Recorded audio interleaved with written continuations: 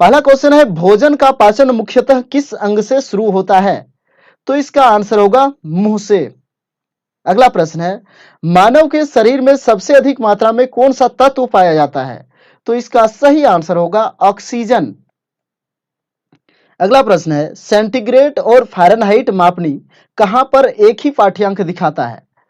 तो इसका आंसर होगा -40 डिग्री। अगला प्रश्न है, डायनामाइट में मुख्य रूप से क्या होता है? तो नाइट्रोग्लिसरीन, डायनामाइट में नाइट्रोग्लिसरीन होता है। अगला प्रश्न है, पृथ्वी तथा अन्य ग्रह सूर्य के चारों ओर चक्कर लगाते हैं, यह सबसे पहले किसने सिद्ध किया था? तो इसको जो है सबसे पहले सिद्ध किया था कॉपरनिकस ने। अगला प्रश्न है, प्रेशर कुकर में खाना कम समय में तैयार हो जाता है क्योंकि जल का क्वथनांक बढ़ जाता है। दाब बढ़ने के कारण प्रेशर कुकर के अंदर जल का क्वथनांक बढ़ जाता है, जिसके वजह से जो है खाना जल्दी पक जाता है। अगला प्रश्न है, उष्मा का सर्वोत्तम चालक कौन सा है? तो जो है इसका सही आंसर होगा पारा। अगला प्रश्न है, चावल को पकाने में कहां अधिक समय लगता है? तो इसका सही आंसर होगा माउंट एवरेस्ट पर, क्योंकि दाब कम होने की वजह से क्वथनांक घट जाता है और कम ताप पर ही जो है उबलने लगता है, जिसके वजह से माउंट एवरेस्ट पर खाना बनाने में अधिक समय लगेगा। अगला प्रश्न है, सिरका का रासायनिक नाम क्या है? तो एथेनोइक अम्ल या एसिटिक अम्ल, एसिटिक एसिड। अगला प्रश्न है, मिल्क ऑफ मैग्नीशिया क्या होता है? तो ये मैग्नीशियम हाइड्रोक्साइड, और मैग्नीशियम हाइड्रोक्साइड का उपयोग पेट की अम्लीयता को दूर करने के लिए किया जाता है। अगला प्रश्न है, निम्न में कौन सी अश्रु गैस है? तो क्लोरोपिक्रीन को अश्रु गैस कहा जाता है, यानी आंसू गैस कहा जाता है। न्यूटन की गति का प्रथम नियम क्या कहलाता है? तो पहला नियम जो है जड़त्व का नियम कहलाता है। किसके द्वारा कोशिका को एक निश्चित रूप प्रदान किया जाता है? तो इसका सही आंसर होगा कोशिका भित्ति। पत्तियों को हरा रंग किस कारण से प्राप्त होता है? तो इसका सही आंसर होगा क्लोरोप्लास्ट। अगला प्रश्न है, कौन सा हार्मोन मानवीय महिलाओं के प्रजनन में तेजी से वृद्धि करता है? तो इसका सही आंसर होगा एस्ट्रोजन हार्मोन। अगला प्रश्न है, किसमें सबसे अधिक क्रोमोसोम पाए जाते हैं? तो इसका सही आंसर होगा टेरिडोफाइट्स। अगला प्रश्न है, लाइकेन किसके सूचक होते हैं? वायु प्रदूषण के। अगला प्रश्न है, सर्वप्रथम किसने जीव विज्ञान शब्द का प्रयोग किया था? तो लेमार्क एवं ट्रीवेनरस ने जो है आपका सबसे पहले जीव विज्ञान शब्द का प्रयोग किया था। अगला प्रश्न है, प्रोटीन के पाचन में सहायक एंजाइम कौन सा है? तो प्रोटीन के पाचक में ट्रिप्सिन एक सहायक एंजाइम के रूप में कार्य करता है।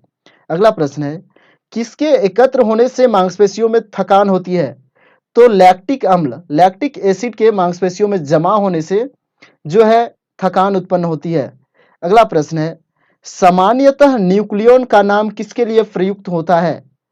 तो इसका सही आंसर होगा प्रोटॉन और न्यूट्रॉन, क्योंकि ये परमाणु के केंद्र में पाए जाते हैं। अगला प्रश्न है, माइकोलॉजी में किसका अध्ययन किया जाता है? तो कवक का अध्ययन किया जाता है, फंगस का अध्ययन किया जाता है। अगला प्रश्न है, फाइकोलॉजी में किसका अध्ययन किया जाता है? तो शैवाल का अध्ययन किया जाता है, अलगी का अध्ययन किया जाता है फाइकोलॉजी के अंतर्गत। अगला प्रश्न है, किस वायुमंडल में मीथेन उपस्थित है? बृहस्पति ग्रह के जो है वायुमंडल में मीथेन गैस उपस्थित है। अगला प्रश्न है, सजीव प्राणियों के शरीर में होने वाली कौन सी एक प्रक्रिया पाचक प्रक्रिया है? तो प्रोटीनों का एमिनो अम्लों में विघटन एक जो है पाचक प्रक्रिया है, यानी एमिनो अम्ल मिलकर जो है प्रोटीन का निर्माण करते हैं, और प्रोटीन का जब पाचन होता है तो फिर से एमिनो अम्ल में टूट जाते हैं, विघटन हो जाते हैं। अगला प्रश्न है, किसको वनस्पति विज्ञान का जनक कहा जाता है? तो इसका आंसर होगा थियोफ्रेट्स। जीव विज्ञान का जनक किसे कहा जाता है? तो अरस्तु को। वनस्पति विज्ञान का थियोफ्रेट्स, जीव विज्ञान का अरस्तु, और जंतु विज्ञान का जनक कहा जाता है अरस्तु को। अगला प्रश्न है, किस ऊतक द्वारा पादपों में जल के परिवहन का कार्य होता है? तो इसका सही आंसर होगा जाइलम ऊतक। अगला प्रश्न है, सिंकोना पौधे के तने की छाल से क्या प्राप्त की जाती है? तो कुनैन प्राप्त होता है, जिससे कि मलेरिया का इलाज होता है। अगला प्रश्न है, कीटों के अध्ययन को क्या कहा जाता है? तो एंटोमोलॉजी कहा जाता है। कीटों के अध्ययन को एंटोमोलॉजी। अगला प्रश्न है, फल विज्ञान के अध्ययन को किस विज्ञान के अंतर्गत रखा गया है? तो फलों के अध्ययन को जो है पोमोलॉजी के अंतर्गत रखा गया है। अगला प्रश्न है, पुष्प विज्ञान के अध्ययन को क्या कहा जाता है? तो फ्लोरिकल्चर। अगला प्रश्न है, मनुष्य का सामान्य रक्तचाप कितना होता है? तो 120/80। अगला प्रश्न है, बिजली के हीटर में किस धातु का तार होता है? तो नाइक्रोम का तार। इसका जो हीटर का तार होता है वो नाइक्रोम का होता है। अगला प्रश्न है, बिजली के बल्ब में कौन सी गैस भरी होती है? तो इसका आंसर होगा आर्गन, क्योंकि आर्गन एक अक्रिय गैस है। अगला प्रश्न है, किन किन धातुओं को मिलाकर चुंबक बनाया जाता है?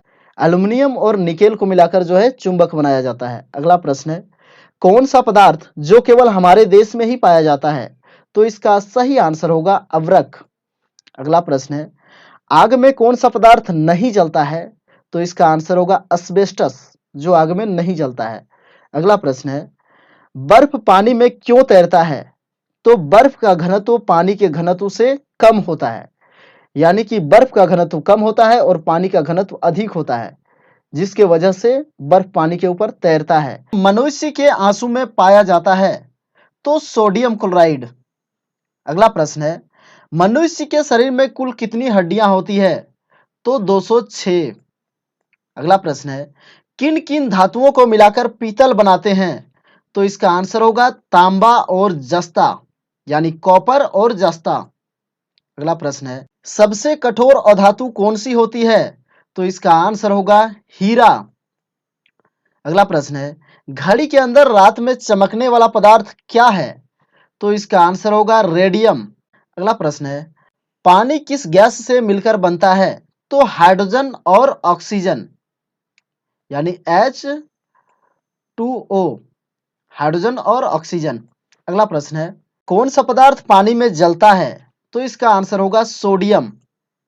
अगला प्रश्न है, पत्तियों का हरा रंग क्यों होता है? तो इसका आंसर होगा क्लोरोफिल के कारण, यानी पर्णहरिम के कारण। अगला प्रश्न है, थर्मामीटर में चमकने वाला पदार्थ क्या होता है? तो वो पारा होता है। अगला प्रश्न है, पीने के पानी में कौन सा गैस मिलाते हैं? तो क्लोरीन। जल को शुद्ध करने के लिए क्लोरीन गैस मिलाया जाता है, जीवाणुओं को नष्ट करने के लिए। अगला प्रश्न है, कौन सी गैस सूंघने पर आदमी हंसने लगता है? तो नाइट्रस ऑक्साइड, यानी N2O, नाइट्रस ऑक्साइड। अगला प्रश्न है, क्लोरीन का परमाणु क्रमांक होता है? तो क्लोरीन का परमाणु संख्या जो होता है वो 17 होता है और इसका संकेत होता है Cl। अगला प्रश्न है, सोडियम का परमाणु क्रमांक जो है 11 होता है। अगला प्रश्न है, अंतरिक्ष यात्री को आकाश का रंग कैसा दिखाई देता है? तो इसका आंसर होगा काला। अगला प्रश्न है, कौन एक आवेश रहित कण है? तो आवेश रहित कण जो है न्यूट्रॉन होता है। इलेक्ट्रॉन पर माइनस आवेश होता है, प्रोटॉन पर प्लस आवेश होता है और जो है न्यूट्रॉन पर आवेश नहीं होता है। अगला प्रश्न है, पौधे की आंतरिक संरचना का अध्ययन क्या कहलाता है? तो शारीरिकी। अगला प्रश्न है, किस रंग का अपवर्तनांक सबसे अधिक होता है? तो बैंगनी रंग का। अगला प्रश्न है, लेंस की क्षमता का मात्रक क्या है? तो इसका आंसर होगा डायोप्टर। लेंस की क्षमता को डायोप्टर में मापा जाता है। अगला प्रश्न है, रडार की कार्यप्रणाली किस सिद्धांत पर आधारित है? तो इसका आंसर होगा रेडियो तरंगों का परावर्तन। न्यूटन की गति के नियमों के अनुसार कौन सा कथन सत्य है? तो द्वितीय नियम से बल की परिभाषा ज्ञात की जाती है। किसी पिंड के उस गुणधर्म को क्या कहते हैं जिसे वह सीधी रेखा में विराम या एक समान गति की स्थिति में किसी परावर्तन का विरोध करता है? तो वो जड़त्व कहलाता है। अगला प्रश्न है, लेजर किस सिद्धांत पर कार्य करती है? तो विकिरण का उद्दीप्ति उत्सर्जन। अगला प्रश्न है, दलदल में फंसे व्यक्ति को लेट जाने की सलाह दी जाती है क्योंकि क्षेत्रफल अधिक होने से दाब कम हो जाता है। अगला प्रश्न है, बर्फ के टुकड़े को आपस में दबाने पर दोनों आपस में चिपक जाते हैं क्योंकि दाब अधिक होने पर बर्फ का गलनांक घट जाता है। अगला प्रश्न है, मोटर कार में शीतलन तंत्र किस सिद्धांत पर कार्य करता है? तो ये संवहन के सिद्धांत पर कार्य करता है। अगला प्रश्न है, एक टेलीविजन में दूरस्थ नियंत्रण के लिए किस प्रकार के विद्युत चुंबक विकिरण का उपयोग किया जाता है? तो इसका आंसर होगा लघु रेडियो तरंगें। उन देशों में जहां लोगों का मुख्य खाद्यान्न पॉलिश किया हुआ चावल है, लोग पीड़ित होते हैं तो बेरी नामक बीमारी से, जो विटामिन बी की कमी से होता है। अगला प्रश्न है, प्रकाश वर्ष होता है तो एक वर्ष में प्रकाश द्वारा तय की गई दूरी। अगला प्रश्न है, समुद्र की गहराई नापने के लिए कौन सा उपकरण प्रयोग किया जाता है? तो इसका आंसर होगा फेदोमीटर। अगला प्रश्न है, कंप्यूटर की आईसी चिप किस पदार्थ की बनी होती है? तो वो सिलिकॉन की बनी होती है। अगला प्रश्न है, अगर किसी वस्तु का फोकस अवतल दर्पण पर पड़ता है तो उसकी छाया बनेगी अनंत। वह धातु जो अम्ल एवं क्षार के साथ प्रतिक्रिया करके हाइड्रोजन निकालती है, तो इसका आंसर होगा जिंक यानी जस्ता। अगला प्रश्न है, कार्य का मात्रक होता है तो इसका आंसर होगा जूल। अगला प्रश्न है, प्रकाश वर्ष इकाई है तो यह दूरी की इकाई है। अगला प्रश्न है, एक ही प्रकार के परमाणुओं से मिलकर बना पदार्थ क्या कहलाता है? तो वो तत्व कहलाता है। दो या दो से अधिक तत्वों के एक निश्चित अनुपात में संयोग करने से बना पदार्थ कहलाता है। तो इसका आंसर होगा यौगिक कहलाता है। निश्चित अनुपात में मिलने से बना पदार्थ यौगिक कहलाता है। अगला प्रश्न है, किसी ध्वनि स्रोत की आवृत्ति में होने वाले उतार चढ़ाव को क्या कहते हैं? तो डॉपलर प्रभाव। अगला प्रश्न है, कोई कण एक सेकंड में जितना कंपन करता है उस संख्या को कहते हैं आवृत्ति। वायु में ध्वनि की चाल 332 मीटर प्रति सेकंड है। यदि दाब बढ़ाकर 2 गुना कर दिया जाए तो ध्वनि की चाल क्या होगी? तो 332 मीटर प्रति सेकंड यानी वही रहेगी। पारसेक इकाई है तो दूरी की। अगला प्रश्न है, एकमात्र द्रव रेडियो एक्टिव तत्व कौन सा है? तो इसका आंसर होगा फेरेंशियम। अगला प्रश्न है, आवर्त सारणी में उपस्थित द्रव अधातु है तो द्रव अधातु जो होता है वो है ब्रोमीन। अगला प्रश्न है, जिससे पौधा में बिना निषेचन हुए अंडाशय में फल बन जाता है क्या कहलाता है? तो अनिषेक फलन, ये कहलाता है अनिषेक फलन। सरल आवर्त गति करते हुए कण के विस्थापन और वेग में कितना कालांतर होता है? तो इसका आंसर होगा π/2 रेडियन।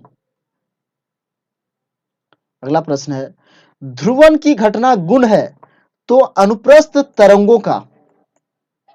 अगला प्रश्न है, एक समान विद्युत क्षेत्र में रखा हुआ विद्युत द्विध्रुव अनुभव करता है तो एक बल आघूर्ण। अगला प्रश्न है, किरचॉफ का धारा नियम आधारित है आवेश संरक्षण के नियम पर। व्यतिकरण उत्पन्न होने के लिए सबसे महत्वपूर्ण शर्त क्या है? तो इसका आंसर होगा स्रोत कला संबंध होने चाहिए। अगला प्रश्न है, बोर मॉडल के अनुसार इलेक्ट्रॉन नाभिक के चारों ओर केवल उन्हीं कक्षाओं में घूम सकता है जिसके लिए कोणीय संवेग का मान पूर्ण गुणज होता है। तो h/2 पाई के। अगला प्रश्न है, जब प्रोटॉन एवं न्यूट्रॉन मिलकर नाभिक बनाते हैं इस क्रिया में कुछ ऊर्जा निकलती है जिसे क्या कहते हैं? तो इसका आंसर होगा नाभिकीय बंधन ऊर्जा। अगला प्रश्न है, पादप उत्तक में जाइलम फ्लोएम किस प्रकार के उत्तक हैं? तो ये अस्थायी उत्तक होते हैं। अगला प्रश्न है, पत्ते में उपस्थित क्लोरोफिल के केंद्र में किस धातु का परमाणु पाया जाता है? तो क्लोरोफिल में मैग्नीशियम धातु पाया जाता है। अगला प्रश्न है, पौधे की प्राथमिक वृद्धि विशेषकर लंबाई हेतु कौन सा उत्तक अति महत्वपूर्ण है? तो इसका आंसर होगा शीर्षस्थ विभाज्योतिकी उत्तक। किसे फूल खिलाने वाला हार्मोन भी कहा जाता है? तो इसका आंसर होगा जिब्रेलिन। अगला प्रश्न है, मलेरिया परजीवी तथा अमीबा किस श्रेणी में रखा गया है? तो प्रोटोजोआ की श्रेणी में इसे रखा गया है। मानव शरीर का रक्त बैंक कहलाता है? तो प्लीहा यानी स्प्लीन। अगला प्रश्न है, किस तत्व की इलेक्ट्रॉन बंधुता सर्वाधिक होती है? तो इसका सही आंसर होगा क्लोरीन। द्विअंशी क्वांटम संख्या प्रदर्शित करती है? तो इलेक्ट्रॉन कक्षक की आवृत्ति को। अम्लराज 3:1 में क्रमशः होता है, यानी एक्वारेजिया में क्या होता है? तो 3 भाग हाइड्रोक्लोरिक अम्ल और 1 भाग तनु नाइट्रिक अम्ल। अगला प्रश्न है, किसे प्रोटीन फैक्ट्री के नाम से जाना जाता है? तो राइबोसोम। अगला प्रश्न है, कौन सा क्षार डीएनए में उपस्थित नहीं होता है? तो यूरेज। किस समुदाय को वनस्पति जगत का एम्फीबिया वर्ग कहा जाता है, यानी उभयचर कहा जाता है? तो इसका आंसर होगा ब्रायोफाइटा को। प्राचीन काल में दही जमाने की बायोटेक्नोलॉजी की प्रक्रिया में निम्न में किस जीव की आवश्यकता होती थी? तो जीवाणुओं की आवश्यकता होती थी। सूर्य के प्रकाश का कौन सा भाग सौर कुकर को गर्म करता है? तो इसका आंसर होगा अवरक्त किरणें। जब आंख में धूल जाती है तो उसका कौन सा अंग सूज जाता है और गुलाबी हो जाता है? तो इसका आंसर होगा नेत्र श्लेष्मा। आहार श्रृंखला में पादपों द्वारा प्रयुक्त सौर ऊर्जा होती है तो केवल 1%। अगला प्रश्न है, निम्नलिखित बीमारियों में से किस एक के उपचार के लिए स्टेम कोशिका चिकित्सा का उपयोग नहीं होता है? तो कैंसर के इलाज के लिए स्टेम कोशिका चिकित्सा का उपयोग नहीं होता है। अगला प्रश्न है, जुगनू किस परिघटना की वजह से शीत प्रकाश देता है? तो रासायनिक संदीप्ति। अगला प्रश्न है, तेल का एक बैरल लगभग किसके बराबर होता है? तो 159 लीटर के बराबर होता है। किसने भारी जल की खोज की? तो भारी जल का खोज किया था H.C. ऊरे। लेजर प्रिंटर में कौन से लेजर का प्रयुक्त होता है? तो गैस लेजर का प्रयुक्त होता है।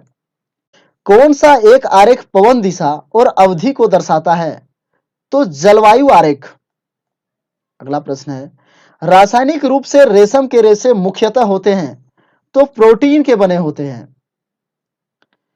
ताप विकिरण का कौन सा रंग उच्चतम ताप निरूपित करता है? तो श्वेत रंग सबसे अधिक ताप निरूपित करता है।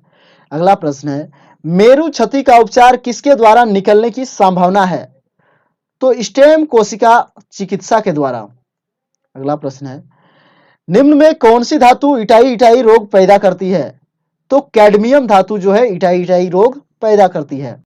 बिग बैंग सिद्धांत का प्रथम प्रमाण किसने दिया? तो इसका आंसर होगा एडविन हबल।